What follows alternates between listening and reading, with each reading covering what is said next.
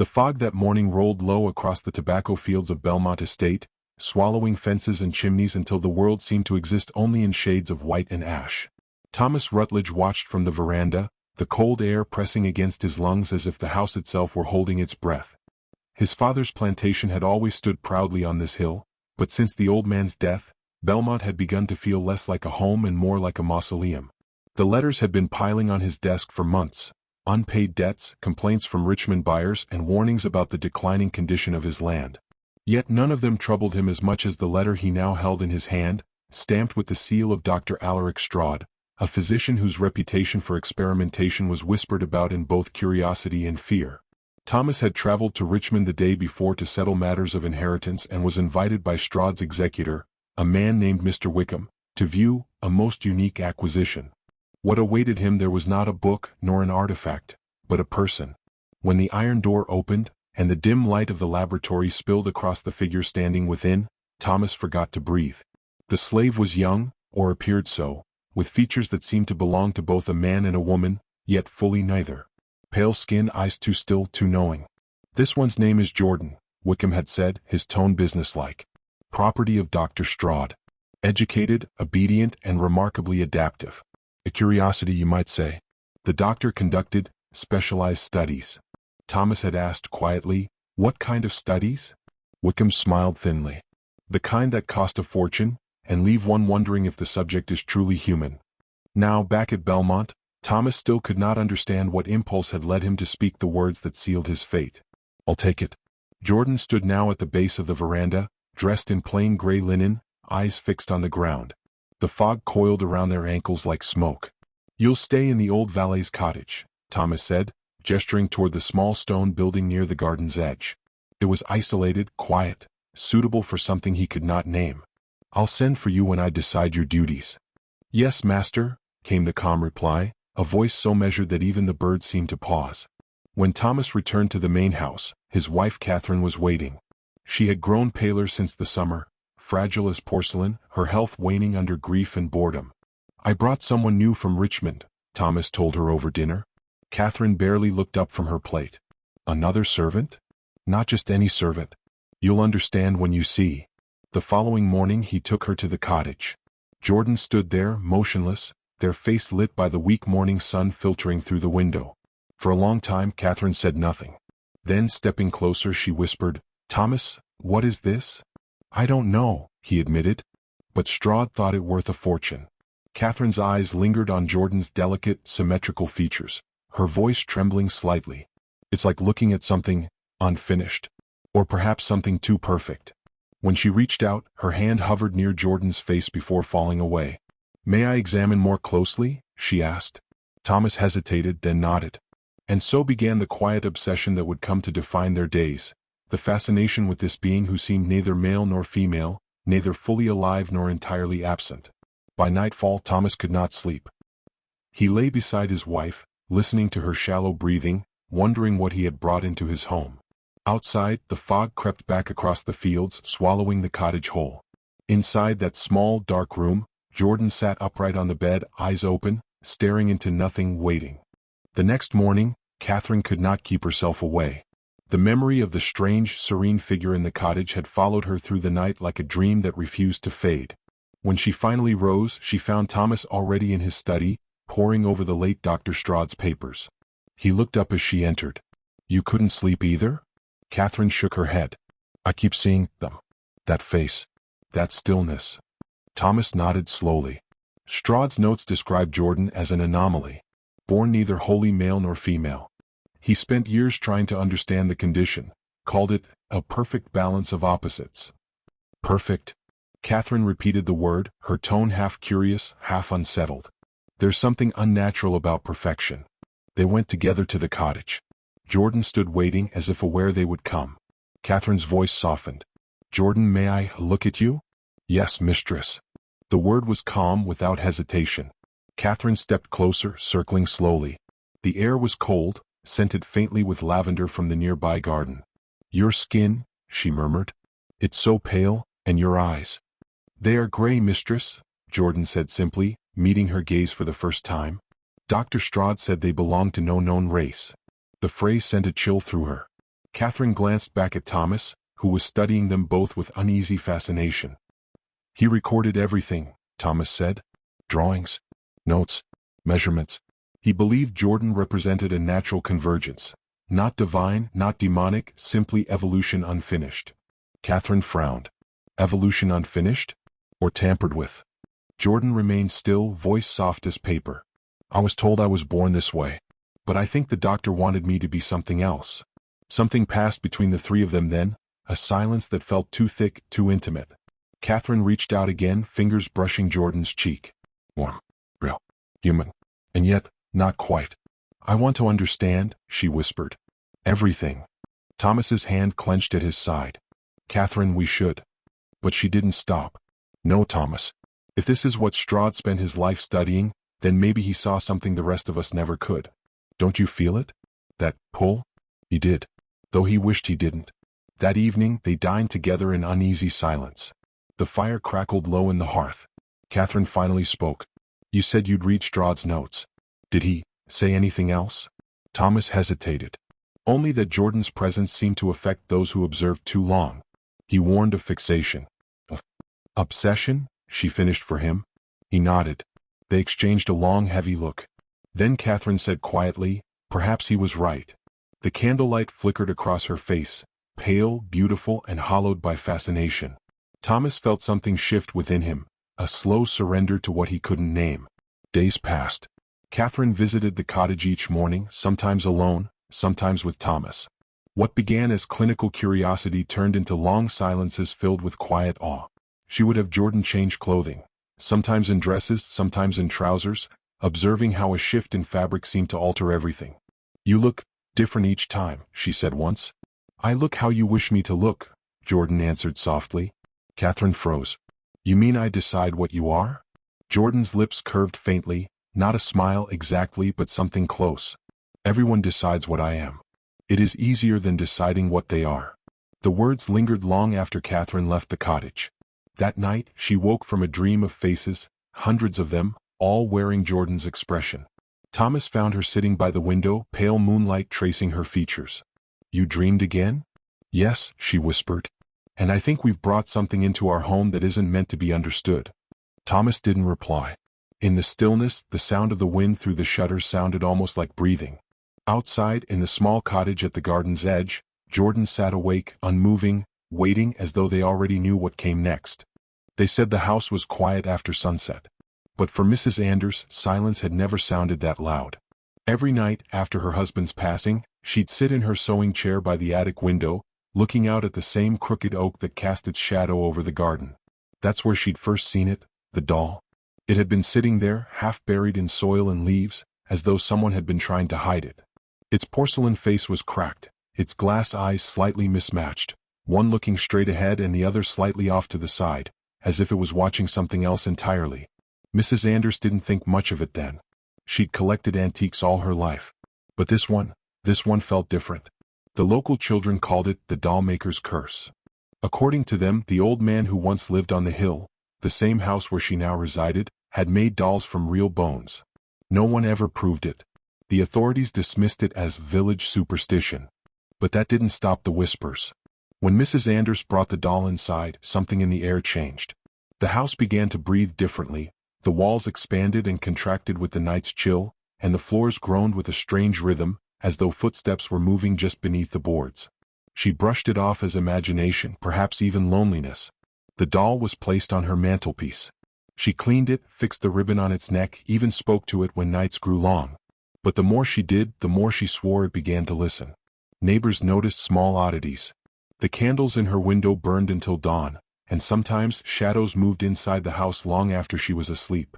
A milkman once claimed he saw the doll move on its own. Not much, just a tilt of the head, but enough to send him running down the path without collecting payment. Within weeks, Mrs. Anders stopped attending church. When the local priest visited, he found her pale, trembling, her hands covered in soot. She said the fireplace had gone cold. The wood wouldn't burn. The air inside had grown heavy, like breathing through damp linen. And the doll, now resting in her bedroom, seemed to follow her with its eyes. By midwinter, she'd begun keeping a journal. In one entry she wrote, "It whispers when I sleep.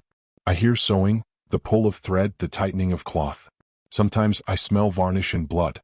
It says my name. Those were her last coherent notes. After that, the handwriting became erratic, smudged, frantic. Pages torn. One entry simply read, "He's here again. He wants her finished." A week later, the local constable found the house empty. The only thing left behind was the doll, sitting upright in the attic chair, wearing a new dress stitched from something that wasn't fabric. It took days before anyone dared to touch it. When they finally lifted it from the seat, a lock of gray hair slipped from beneath the collar. Mrs. Anders was never found. The villagers sealed the house, called it cursed once more, and swore never to enter again. But years later, when new owners moved in, they too found the same doll, its eyes just a little less cracked, its porcelain skin looking freshly glazed.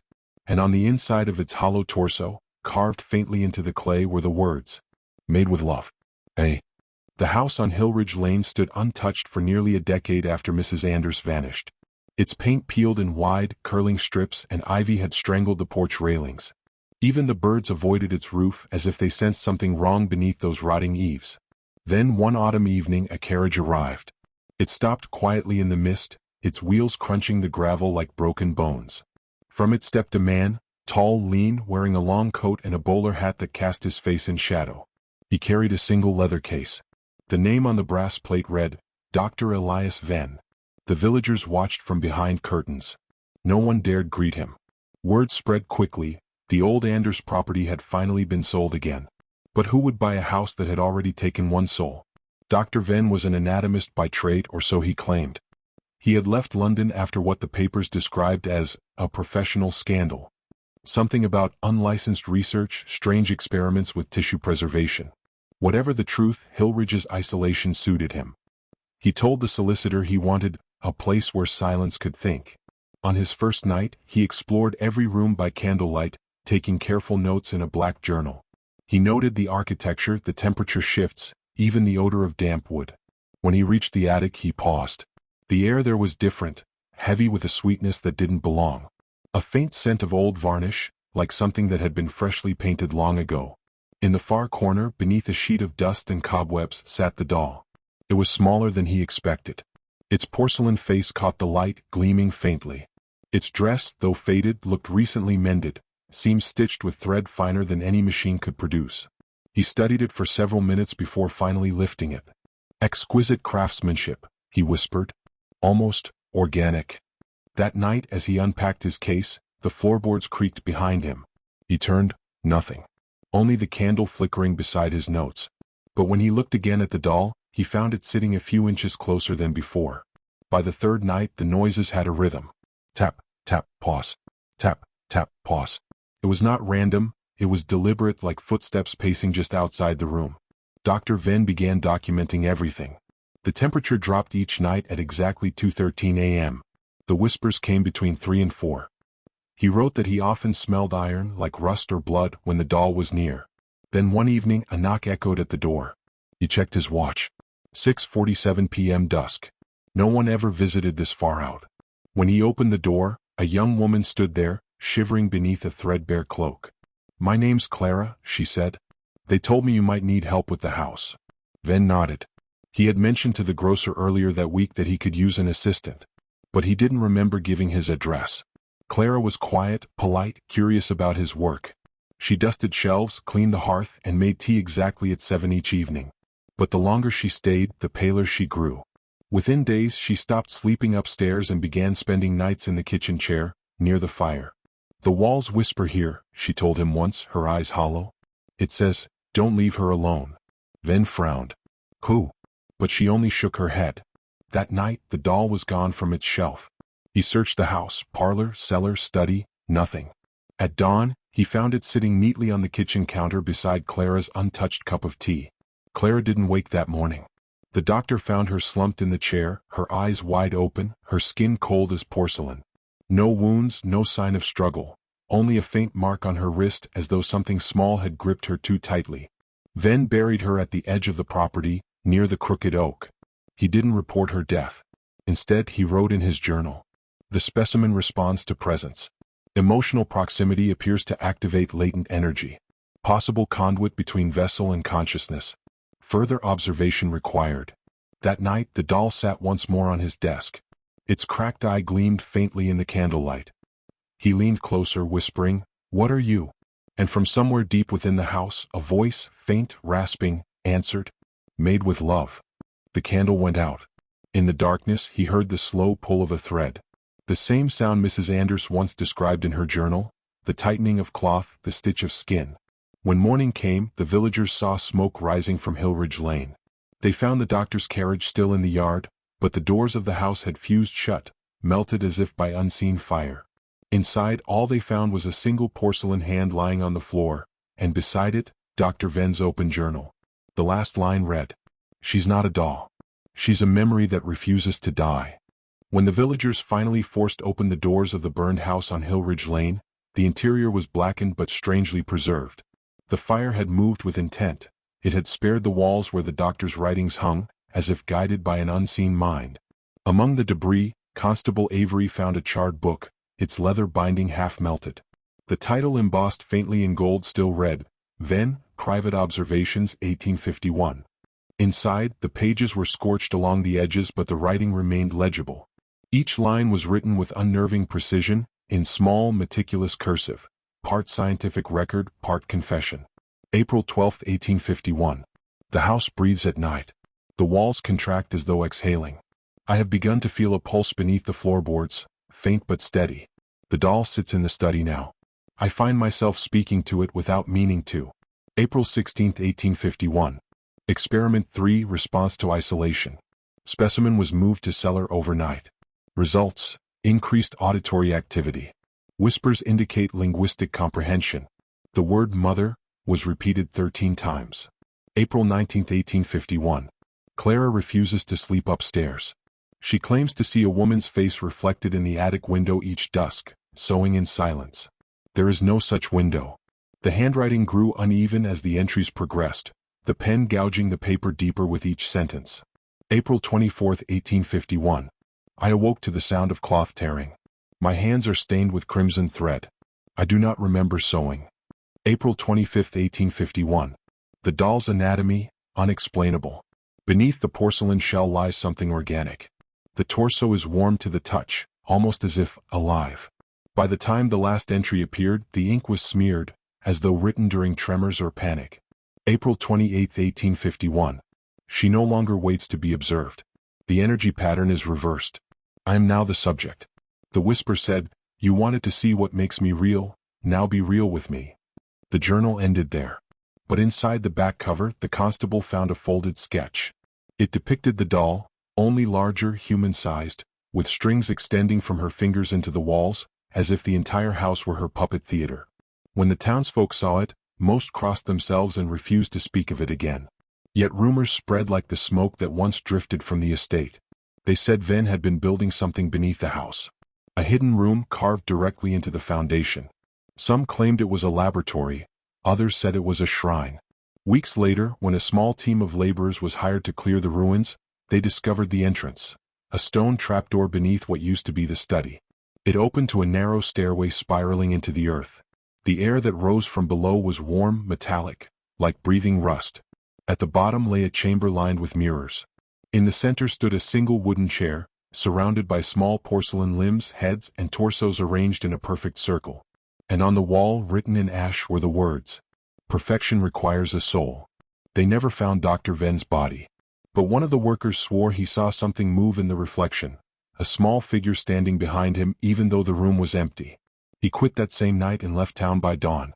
Within a month, the remains of the house were sealed off, and Hillridge Lane was abandoned. The estate fell into silence once again, until decades later when developers planned to demolish it and build a new estate over the ruins. During the excavation, the crew unearthed fragments of porcelain scattered in the soil, mixed with what appeared to be charred bone. The supervisor halted work immediately. Among the debris, one object was found perfectly preserved, a small porcelain eye, uncracked and gleaming as if newly made. It was sent to the County Museum in Birmingham for examination. The curator's report noted that the iris pattern didn't match human manufacture. It was organic. Under magnification, the glass seemed to contain traces of real corneal tissue. The report was quietly archived, never published. But local folklore picked up the whispers once more. that Dr. Venn had succeeded in creating something between life and death, soul and sculpture. A year later, the museum's night guard filed a complaint about an exhibit that kept moving positions during his shift. It was an unlabeled glass case in storage room 4, containing the same porcelain eye. He claimed it turned to follow him each time he walked past. When the curator checked the next morning, the case was empty. Only one thing remained on the shelf, a folded scrap of paper, written in the same handwriting as Venn's final journal entry. "You looked. Now she knows your face." Fog rolled low across Great Russell Street, swallowing sound and color until the lamps burned like faint, dying stars. Inside the museum's east wing, the staff worked late cataloging the latest shipment from Suffolk, the remains of the Venn Estate excavation. No one spoke much about the rumors that had begun to circulate, that the dig had been halted abruptly, that a worker had vanished, that the mirrors had been sealed for safety. Dr. Eleanor Greaves had personally overseen the transport of all artifacts except one. The crate labeled V12, the one containing the porcelain remains, had gone missing somewhere between Cambridge and London. Yet, in a strange twist, it had somehow reappeared on the museum's loading dock 3 days later, unmarked, damp, and humming faintly. The curator, Mr. Algernon Blythe, found the box early one morning. "Strange," he murmured, tapping the side. The wood was warm to the touch, as though something inside still lived. He instructed his assistant, Clara Penn, to take it to the restricted collection hall. When the lid was pried open, Clara gasped. Inside lay the porcelain head Dr. Greaves had described, though the features appeared somehow smoother, more refined. The cracks were gone. The eyelids, closed before, now hung slightly open, revealing the faintest glint of glass beneath. "Beautiful craftsmanship," Blythe said, though his voice was strangely distant. "Yes, we'll display it with the anatomical specimens." Clara hesitated. "Sir, do you hear that?" A faint ticking sound echoed from within the box, like a watch buried beneath the skin. That night, after the museum closed, Clara stayed behind to finish her notes. The east wing was cold, the air heavy with polish and old dust. She worked by lamplight, writing down accession numbers, trying to ignore the faint feeling that the shadows between the cases were breathing. Around midnight, a soft metallic click made her look up. The glass display case containing artifact V12 had fogged from the inside. Slowly, a small handprint appeared on the glass as though pressed from within. Clara froze. The print was too small to belong to any of the staff, like that of a child. She stepped closer. The porcelain head inside had turned slightly, now facing the opposite direction. By morning, the entire museum staff was whispering. Some claimed to hear music, the same faint tune of a music box, whenever they walked past the east wing. Others swore the mirrors recovered from the excavation occasionally showed reflections that didn't belong to anyone in the room. Dr. Greaves arrived 2 days later, pale and exhausted from travel. She had insisted on inspecting the artifacts before they went on display. "No one is to touch the mirrors," she said sharply. "And if anything appears to move, document it, but do not react." Blythe frowned. "You make it sound as though they're alive." Greaves didn't answer. Instead, she approached the porcelain head. For a long time, she said nothing, studying the glass eyes that seemed to follow her movements. Finally, she whispered, "It's changed." "Changed?" She nodded slowly. "The surface composition, the shape of the mouth, it's evolving." Blythe laughed nervously. "Porcelain doesn't evolve, Doctor." "Neither do mirrors, she replied. That evening, the two of them stayed to perform spectral photography, a common parapsychological experiment of the time. Greaves positioned the camera before the display, set the exposure, and extinguished all lamps. The only light came from the reflection of the porcelain face. "Ready?" she asked. Blythe nodded, holding the bulb trigger. The flash ignited the room in white light. For an instant, both of them saw it, a figure standing behind the glass, tall, thin, dressed in black, its face identical to the porcelain one in the case. When the photo developed hours later, there was nothing. Only the faint outline of the mirror's edge, and a blurred shape in the corner that looked disturbingly human. Over the next week, strange occurrences became routine. The mirrors fogged despite the cold. Footsteps echoed in empty rooms. At times, the museum's night watchman reported hearing a voice whisper his name from within the locked display. And then, on November 19th, Clara vanished. Her notebook was found near the exhibit, open to a half-written sentence. "She's not inside the glass anymore." A single porcelain eye rested on the page. Dr. Greaves demanded the east wing be sealed. "This is no longer an archaeological matter," she said grimly. "It's containment." That night she recorded her final entry. I have begun to see reflections of myself where none should exist. When I blink they do not. I fear the mirrors are not showing what was, but what wants to be. I leave London tomorrow. The artifact must be destroyed. But she never left. On December 3rd, when workers opened the sealed wing for inventory, they found the porcelain head gone, and in its place, a full-sized mannequin figure, sculpted from pale ceramic. It sat in the same chair recovered from Hillridge Lane, hands folded, eyes open. The label on the display glass had been rewritten in elegant handwriting. Artifact V13, the final form. To this day the museum denies the object ever existed.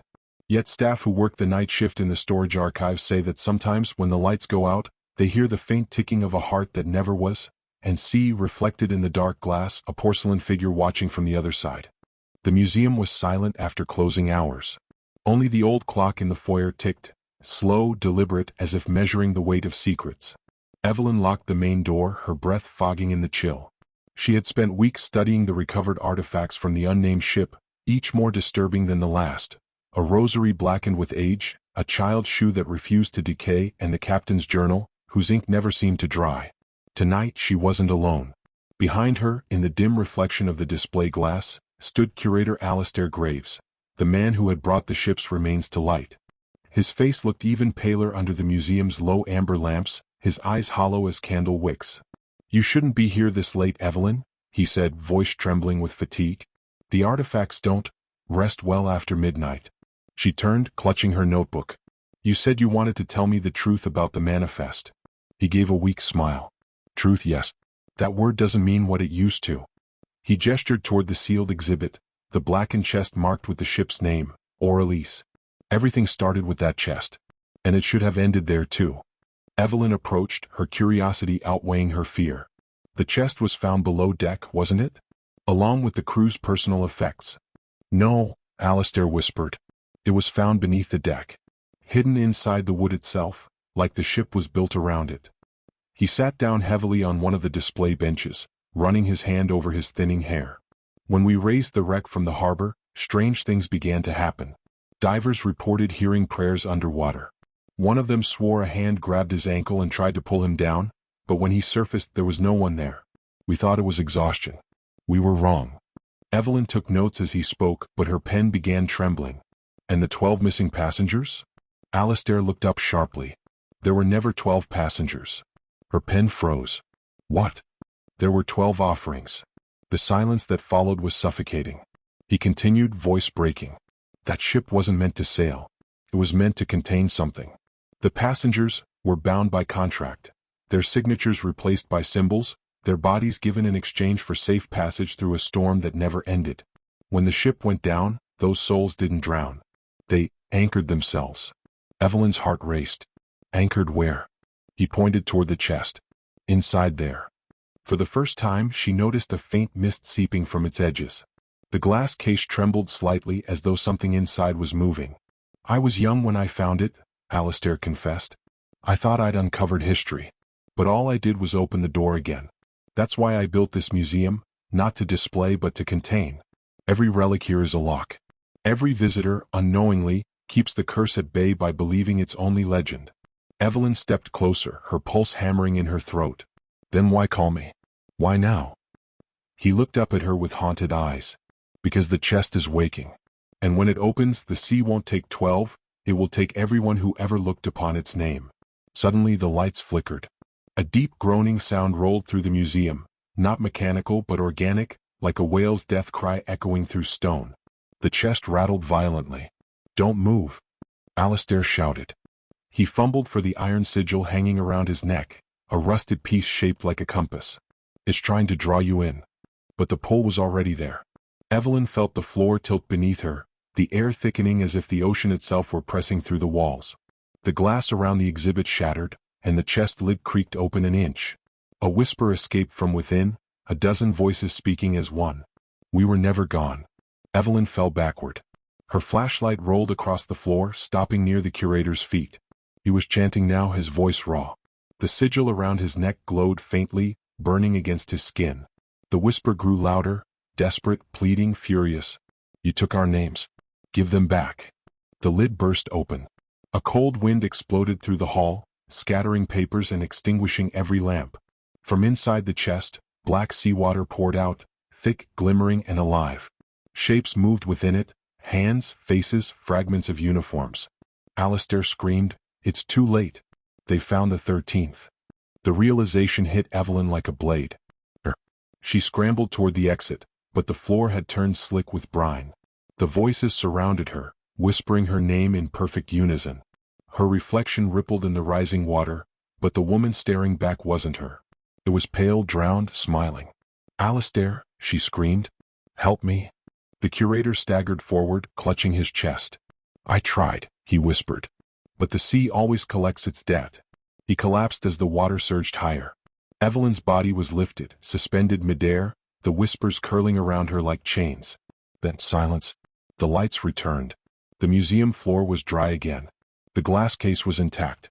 The chest sat closed, motionless. Alistair Graves lay still beside it, his eyes open but glassy. On his wrist, Evelyn's notebook floated, pages soaked, ink bled into waves. And on the final page, a single line appeared in her handwriting though she had never written it. "The 13th name has been added to the manifest.